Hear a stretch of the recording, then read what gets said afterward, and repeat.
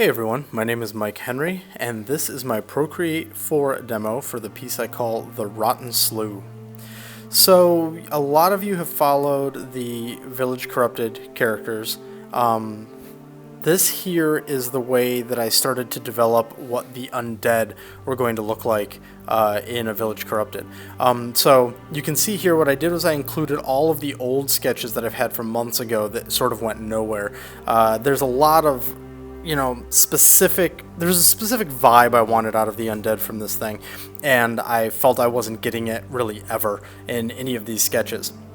So this is the very, very first time I tried to do something with it. I knew the face was going to be in shadow, which is why the teeth are sort of the way they are, and then there was going to be blood splattered across, and I wanted the undead, it's actually really hard to put into words, but I sort of wanted them to feel beefy and strong, but at the same time something that could be dispatched. So that first one was the first attempt, and I ended up hating it. This is the second attempt. This one went a whole lot further, and I actually posted these lines from the headshot, like a photo of them on Instagram, so you've probably seen some of this. But as much as I like where this ultimately was going to go, and it still may eventually become a thing, it didn't really feel like I was capturing anything super special. He's got this giant mouth because he's screaming, and there's blood launching out of the hole in his head, and okay, fine. But I didn't really like the vibe of it, and I thought that it was really violent and high energy, and a lot of the pieces that I've done for this haven't been. So I wanted to see if I could find a way to get like a stoic undead who looks kind of creepy and eerie, but also capable. I wanted to try and capture all of these things, and as you can see here, this one, it just doesn't really go there. It's just way more berserk. It's a wild, monstrous, screaming, ravaging type zombie undead looking thing, and I thought it was a little too much for where everything else had gone in this series so far. So you can see I actually made it fairly far into the lines. I got to this stage and I was like, there we go, it's done, and I started working on the lines. Admittedly, if I revisit this, the hand that he's got clenching his shoulder, I'm going to shrink it, and the hand that's coming forward, I'm going to enlarge it and try to break the silhouette of his other shoulder a little bit more. But ultimately, this isn't what I felt was a good main zombie, main undead. I'd rather use the word undead because they're not like the traditional zombie thing. It doesn't fit the main one that I would want as sort of like a poster child of the undead. So this is still fun, and I still like it in certain ways, and like I said, it may come back in some way or another. So at some point, I've kept that first one around forever. Since the very first character for this was drawn, I had that other zombie doodled and just never did anything with it. God, I keep saying zombie. And then with this undead guy, I drew him and left him around for a couple of months and didn't do anything with him. I've had low productivity lately due to other things going on, like work and stuff. So he never really went anywhere. Now this was me like, okay, then I'll make it sort of like a dead knight. Let's make him like, tell a story. He was a human, he looked a certain way, and now he's just undead, and let's make him more ghostly than monstrous, and that's the spirit behind this one. But I felt like there wasn't enough interesting things here. Yeah, I could start making him look more undead, but like that scar going across his face, but ultimately he just feels like he would be a generic side character in the whole thing, and it didn't really feel like anything that just worked. So then I went into this version, which was just pure monstrous. Let's just go with this giant, beefy, undead, homunculus type thing. So he's just, big, and then I wanted to make his face kind of disgusting, so I start working on some facial things that seem disgusting, and I didn't really know where this was going to go, but I just kept pressing on it anyways, because I was like, well, he's grotesque, I'm going to keep pushing grotesque. Not everything needs to be a character. Some things can just be a generic monster type thing. And then I tried to put like a little bit of expression in his eyes. But, I mean, really, this just isn't that compelling.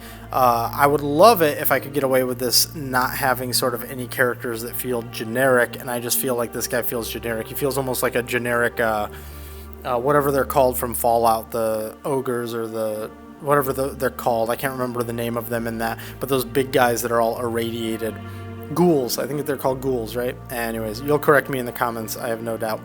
So now this is when I finally move into what I end up making the final piece. This, I already was getting at this sort of like hunched over, but a little bit more casual vibe. I did these big circular eyes, which are almost like comical here, because I was just trying to make sure that I was capturing something interesting, and even though that wasn't necessarily hitting the vibe, I wanted to go with it. And then when I threw this big beard on that has no mustache and no chin hair, I was like, oh, I might actually have something here. He's got a little bit of a monkey vibe to him. But I just liked his anatomy as I was roughing it in. I liked his hunch over. I sort of knew that I wanted to put him in like a pile of stuff and put blood in there and everything. So at this stage, I start saying, okay, this could work. Let's start figuring out what makes this guy this guy. So I add in just a little bit of details. We're not to final lines yet here. This is more like a cleaning line phase where I'm actually making some more specific decisions. This is my way of putting a stake in something and saying, okay, this is the way I like it. It's not going to change from this. Let's go there. So at this point is when I think I'm going to bring back some of that shadowiness from that very, very first one that I did. I didn't want those big rings going around his eyes because that just made him kind of too adorable. So let's have this shadow casting down across the top half of his face, and then I'll put in some eyes and try to make him creepy to some degree. So here I like the head enough that I'm like, okay, I'm committing the head to final lines. So we start actually getting in here and trying to make this all clean.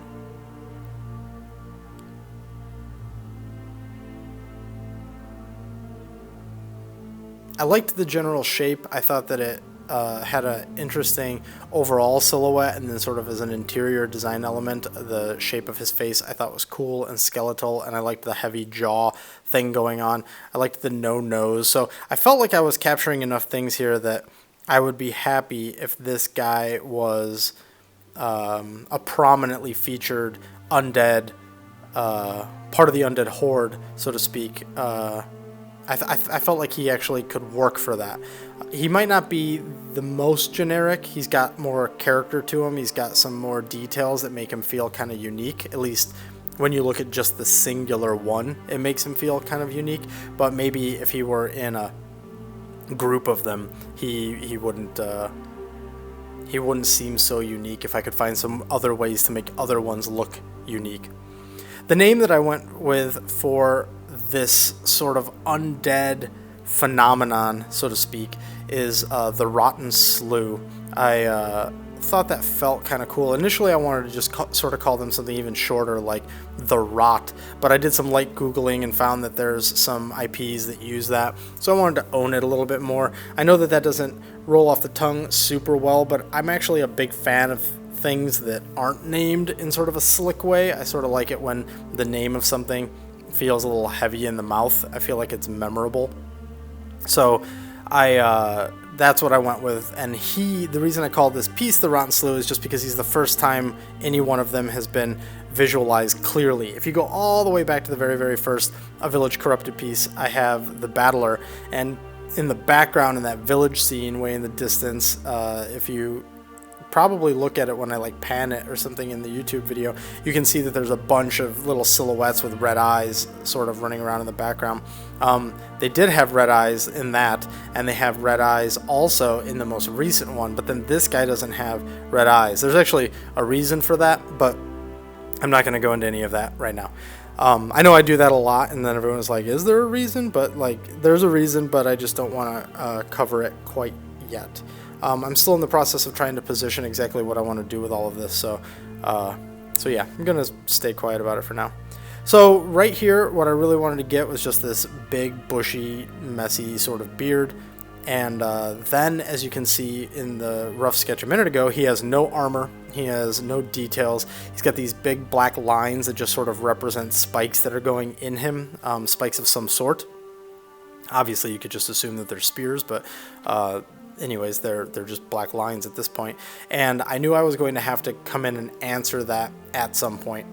There's also some other weird things, like you can see I'm drawing the ear right now, and then the other ear is lower because he's undead, so he's got parts of him that are sort of falling apart, but it was huge. The rough sketch for it was huge because I was just keeping it really loose, and here I just sort of, I mirror it, flip it, get the size reference so that it's pretty exact. and then I just draw an ear over that. One of the things that I kind of struggled with in this, aside from finding the original voice of the undead in this, was when I was in the line phase, I did a lot of things where I just like shaded it in black with the pencil. Same thing with all of the gunk that's going to be gathered up around him on the bottom. And in doing things like that, it sort of goes back to when I was younger and I really wanted to be a comic book artist, and I was doing a lot more just line stuff with no colors. Before like the very last year that I was in college, I almost never did anything in any type of color because digital coloring wasn't really something I had access to. That would have been in like 2002 or something. So I sometimes fall back onto these other techniques for when you're not planning on there being color in. And so when I'm like, okay, well, eventually I'm going to get color in here, what am I going to do with these lines where I've just faded everything in black? And it doesn't always work out. You don't always find the solution. It's not usually... it's not always perfect. So in this one, with this big darkening across the top of his head, which is more just a design shadow than it really is any type of real lighting shadow, I had to solve it, especially when you get down to the gunk that's going to be in the bottom. It's all shaded in black, and I used a bunch of brushes to do that just to try and expedite the process. But then, of course, when I ended up bringing in color and making the lines certain things, I had to start figuring out how I was going to handle that. The lumps that are further back, the like piles that are further back, I just end up converting over to sort of that silhouetted look that all of these have as a background. But for the foreground one, I had to come up with some other things. So here I'm at the point where I like the pose, I like the gist of him as a character, but he needs more interesting stuff. So let's start layering on some armor. I liked the idea of him having very limited armor just from a design standpoint. It's similar to the design style from, like, say, Final Fantasy 12 or like Vagrant's story, where it's like you might have these like big heavy gauntlets, but then there's like no chest piece. That was sort of the idea behind here. I also have sort of a buckle that makes absolutely no sense, and in the middle of drawing it I was like, yeah, this buckle makes no sense, I wonder if I should add more to it. And then I was like, nah, let's just leave it. I think it's something I like about the fact that it makes no sense, and it's that buckle right there on his arm. If you just sort of look at it when it's done, you're like, what is it actually doing there? So I'm going to say it's a embellishment, and that he's very proud of his non-existing buckle embellishment. Now, as this goes down, I start filling out this sort of like elbow ditch pad, and then an elbow pad, then a gauntlet piece of like an arm piece of metal, and then there's like a glove over that, and then there's metal over that glove. And it's really just trying to layer some interesting shapes in there that feel like they could go together. I wanted to make sure that I was speaking to some of the armor design that we have in other characters, but I didn't want it to be something where he looked badass enough to be a main character or to win against the main characters. Arguably, in any type of IP, I need to have some sort of bad guys that represent like stronger bad guys, bigger challenges, shall we say, for the crew than the normal fodder, especially in something like this. So I need to have room for the undead to then get more powerful and be crazier and be able to do crazier things. So for him, he basically is standing there, he's stuck in this shit, he's got this very limited armor on, he's spotted you. And that's just it. I mean, like, if you look through some of these other characters, the Graven Templar would like totally just thrash this guy. So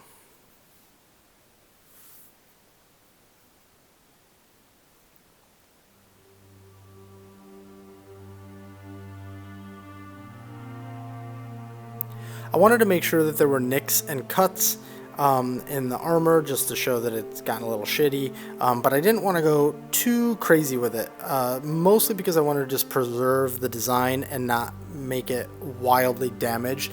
There's some degree of damage that you're trying to play on the viewer's knowledge of what that thing was before you ruined it.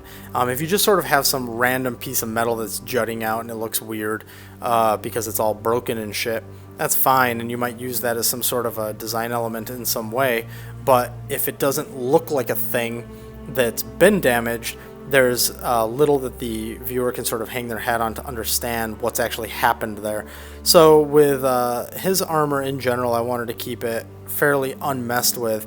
I wanted to keep him fairly unmessed with as well. He's got this hole in his shoulder, which you'll see when that gets put in.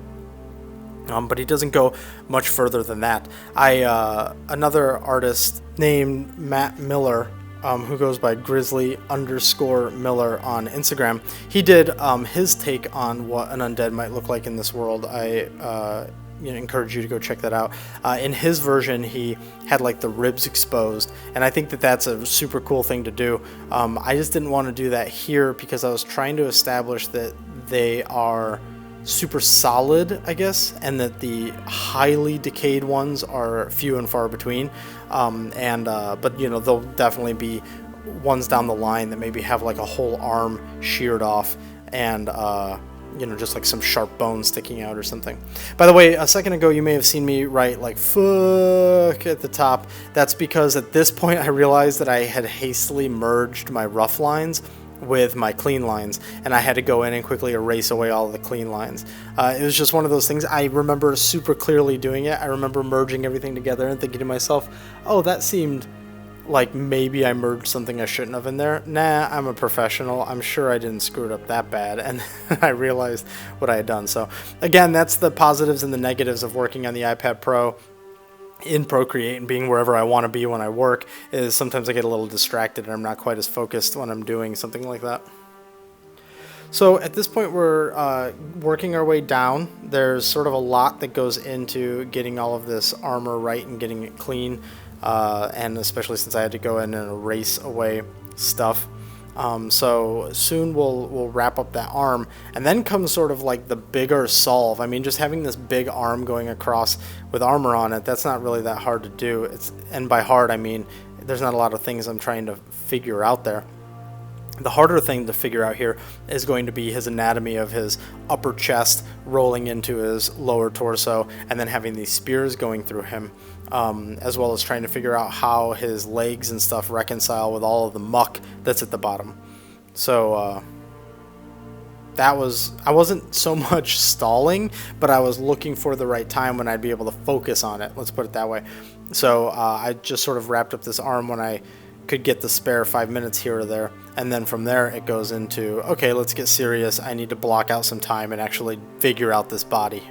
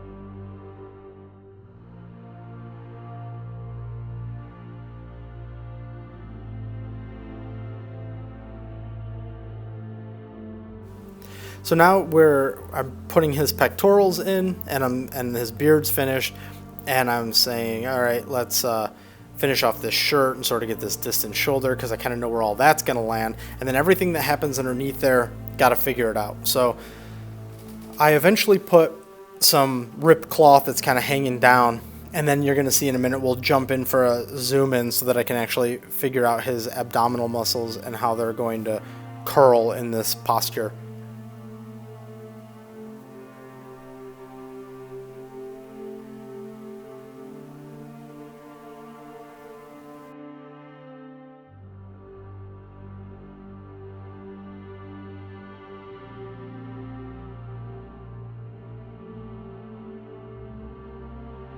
So there's the quick rough-in for the shirt and how it's going to be sort of ripped and hanging down. He's got sort of those little stitching at the top of his shirt that one of them's broken off. And now just going in and making sure that the lines there are clean, final, so to speak.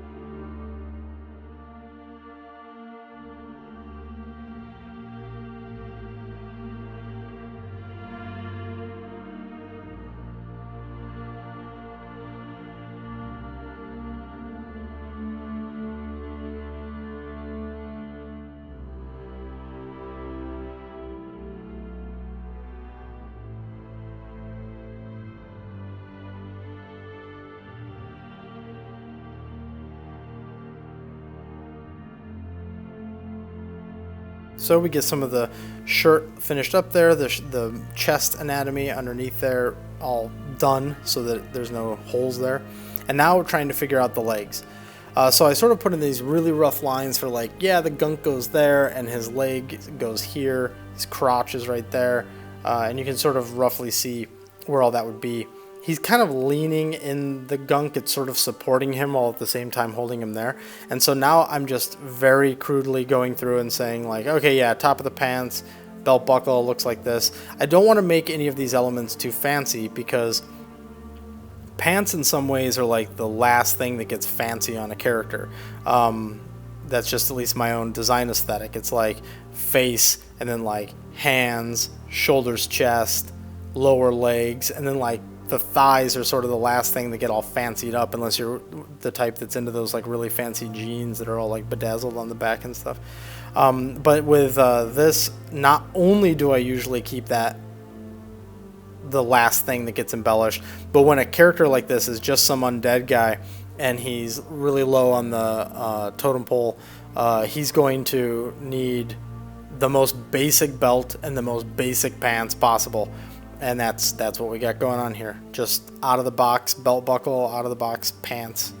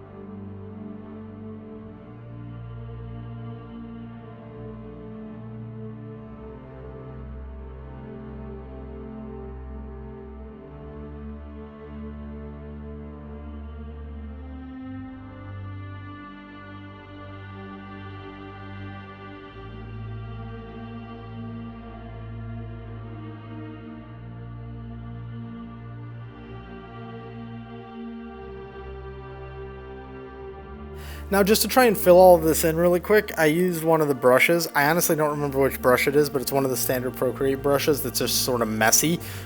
This could be done with any of them. I just sort of went in, bleh, made it all gross, and then erased away what I didn't want it to be. And then I selected that area and then used the pencil and went in and put it all in sketchily.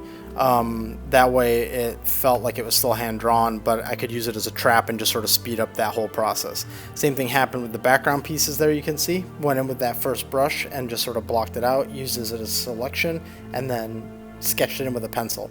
But the one thing to remember is those back hills that are really sketchy, that just make this kind of look a little bit more like a graphic novel or something, those go away when I go and sort of finish that background.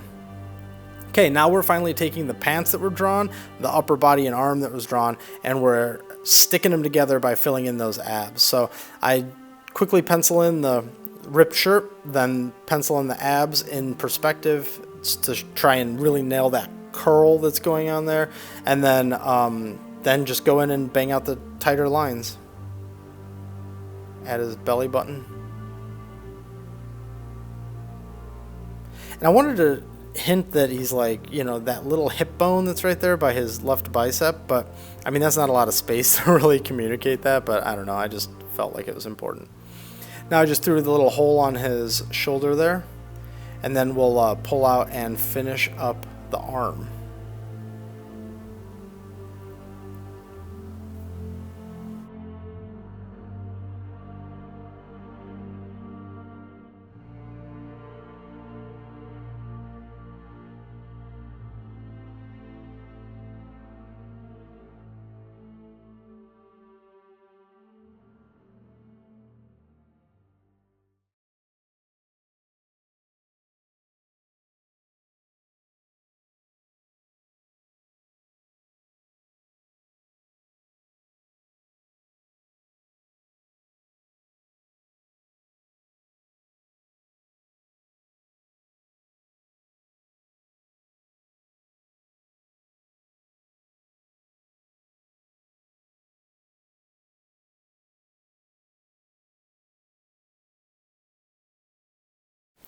I've become recently very obsessed with the interview show Hot Ones on First We Feast, and that show I'm just so enthralled with. I think that Chris Evans is such an awesome, excuse me, Sean Evans. I always want to call him Chris Evans, and yeah, I'm sure he'll take it. But Sean Evans on there I think is hilarious. And when I was drawing these spears, I was watching Hot Ones a lot. So as soon as these spears started drawing, the first thing that jumped into my mind was Hot Ones. So I hope there's a new one, because now that I'm recording this, I feel like watching Hot Ones all of a sudden. Now, one thing you'll notice here, if you already know what the final looks like, is this is wood. The spear is made of wood here, which actually is fairly logical. And I would attach a metal spear on the end. But there was something, I wanted these to feel more like they were just really crudely made. And so I was like, oh, well, what I'll do is I'll make them wood, and then they'll just sort of have like a spear-like shape, because the people who were maybe defending themselves from him, trying to kill him, they wouldn't have much. Except then I was like, oh yeah, I'll burn the ends so that it like hardens the tip or whatever. But I'm already going to have like all of this black at the bottom of the page, which ends up being something I have to deal with anyways, as far as just adjusting values on this. So at some point you see me go in and say, okay, this isn't wood anymore. This is now metal, which fits with the world that I'm creating, because the idea that people, in order to survive, would just sort of take metal and fashion them into something like this, it works. It works out fine. So that's what I ultimately end up going with.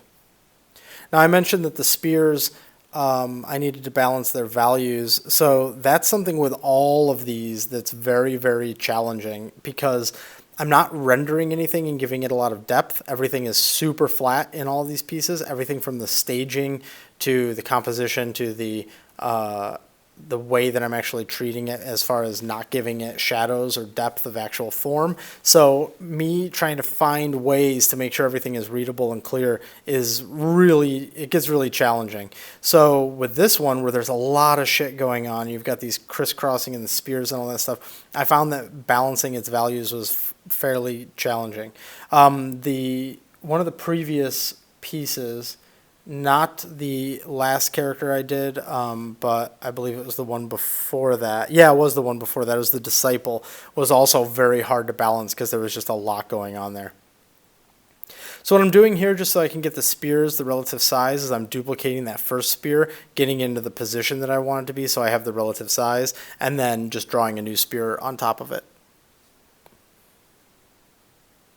And you can see that my rough for where those spears were going to be is different than where I ended up putting them. And that's because I realized that there were certain things in the drawing that I really liked that the spears were going to obscure.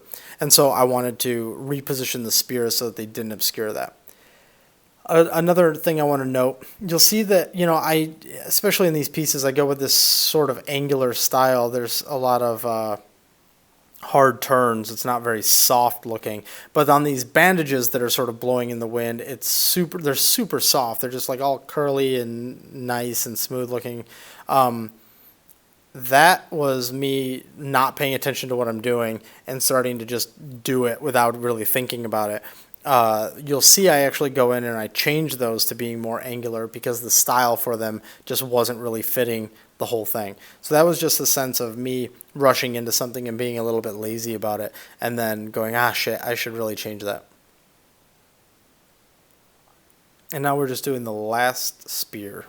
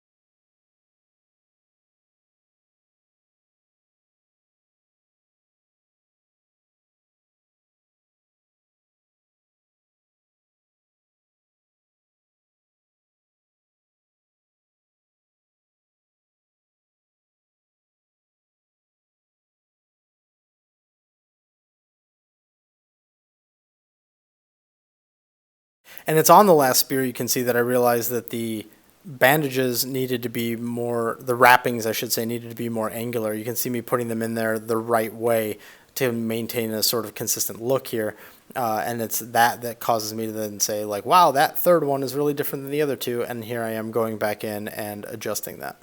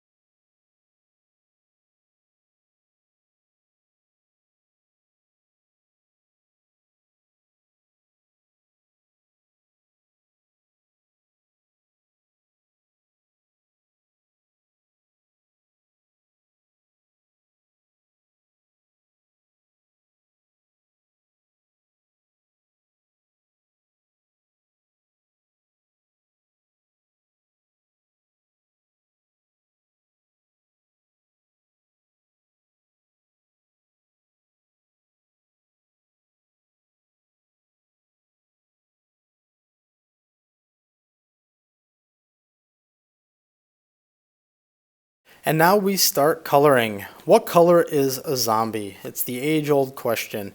I have done many zombie pieces. It's actually funny because I don't consider myself somebody who draws zombies a lot, but I think I have now like 4 of them or 3 of them at least on this channel. So that's kind of funny. Zombies sometimes are very cartoonishly like blue or green. Sometimes they're not cartoonishly blue or green, depending on the blue or green. I didn't know where I wanted to take this exactly. So I started with a regular skin tone, instead of going for blue, green, something like that. Just because I was like, okay, well, let's start there and then deaden him over time. And, you know, green or blue, in a super desaturated way, could totally work out for these characters, but ultimately, it's not the way I want to go. As you can see here, I was very indecisive about it, and I went straight into green, just exploring it, just seeing where it could go. It's like a yellowy green, but it doesn't end up there. It ends up more like a gray, fleshy, Caucasian-y dead guy type thing. And then here we get the eyes. These are just simple color blocking. It's not really even worth talking about the techniques here. This is just moving really quickly. The only thing I'll say here is that I put these layers in a very different pattern than I normally do, and that actually kind of screwed me up at spots. I usually keep a lot of things separate, and I keep them in a certain way so that I can like select them in a certain way, and I was just all over the place with this. I think it's because there was a lot of overlapping things here, and it just made it harder to deal with. Like the spears being in front of the skin in some parts and behind the skin in other parts. And then because of the Procreate layer limits, I didn't want to do separate layers for the back spears and the front spears. And so this is what ends up taking you to, hey, these layers are sort of a mess. It ended up not jeopardizing the quality of the piece, but it ended up jeopardizing the process and slowing me down. So originally I wanted him to have this orangey yellow shirt, and there's a version of him where he has an orangey yellow shirt, but some of the readability wasn't super there, so ultimately he ends up with like a green shirt.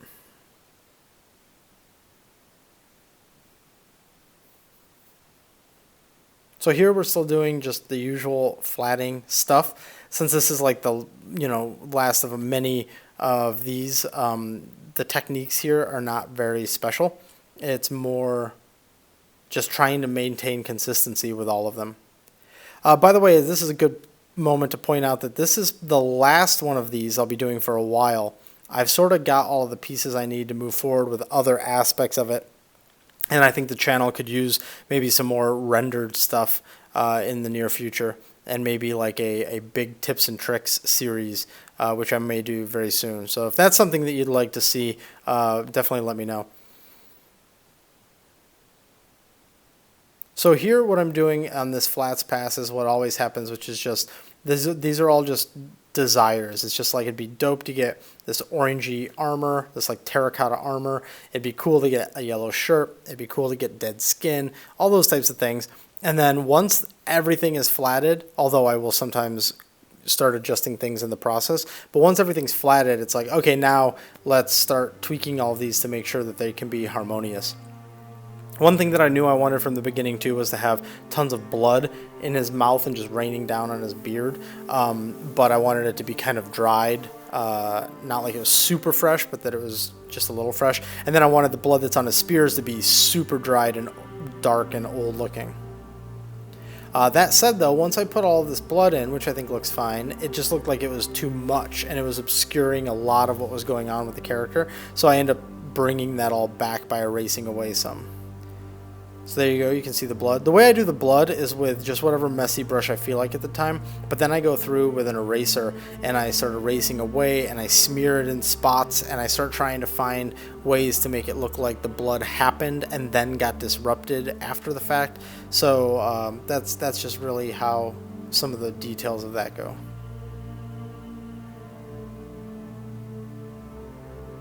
Here we're just putting a lot of little splatter to make sure that it doesn't just look like one big brush that just sort of did this stuff. You got to go in and actually personalize it.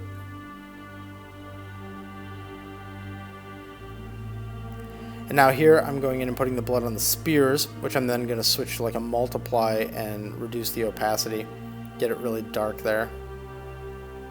And you can already see some of what I was referencing earlier is that I'm making things darker, but that background is actually going to get crazy dark in a minute. So getting the readability on the tips of those spears is a bit of a pain in the ass. So now we're doing some of the vignetting on the character. I'm starting to throw in as many elements as I can of what the final thing will look like. And then once I've got all that in there, I can start making a lot of other calls on everything from, is the blood too much? Is the shirt color right?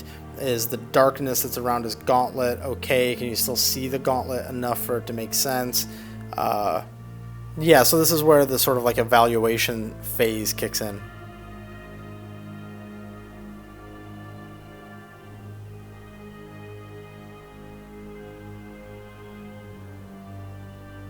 And you can see there I'm adding a dark side to his shirt for readability's sake.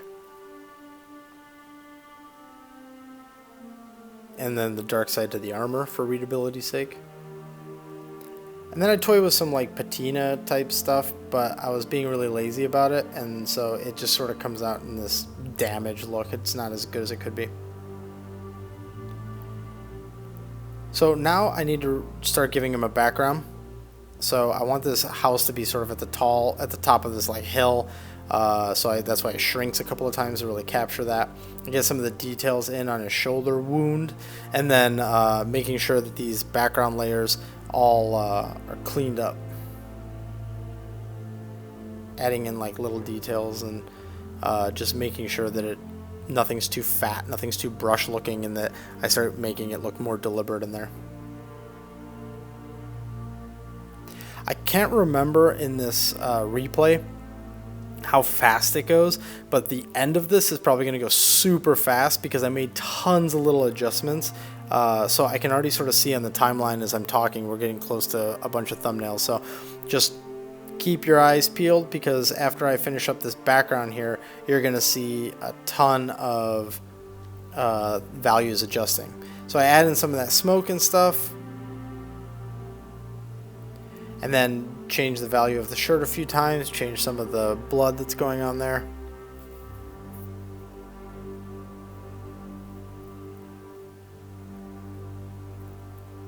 Get some shadowing in there to try to add some depth to his midsection.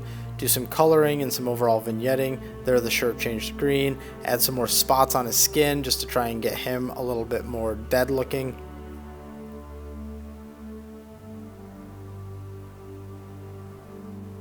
And then there's the final version. So that is the poster boy for the Rotten Slew. I hope you've enjoyed this and all the other Village Corrupted stuff. This is the last one for a while, so see you on the next piece. And if you're looking for me on the internet, these are the places you can find me.